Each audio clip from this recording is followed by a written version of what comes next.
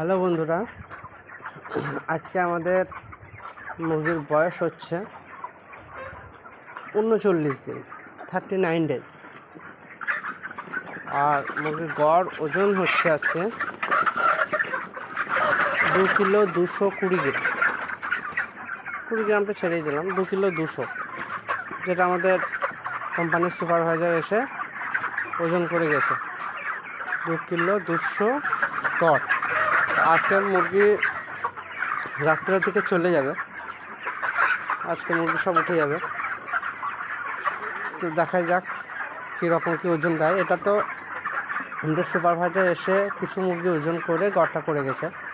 এবার যখন সব মুরগি চলে যাবে তখনই বোঝা যাবে টোটাল গড় কীরকম কী দিচ্ছে আর রেজাল্ট কীরকম হচ্ছে। তবে 2 কিলো 200 যেটা গড় ধরেছে সেটা যদি দেয় তাহলে আমাদের রেজাল্টটা ভালোই হবে। বেশ মোটামুটি একটা খারাপ পেমেন্ট হবে না, ভালোই পেমেন্ট পাবো। দেখা যাক কত কী গড় দেয়।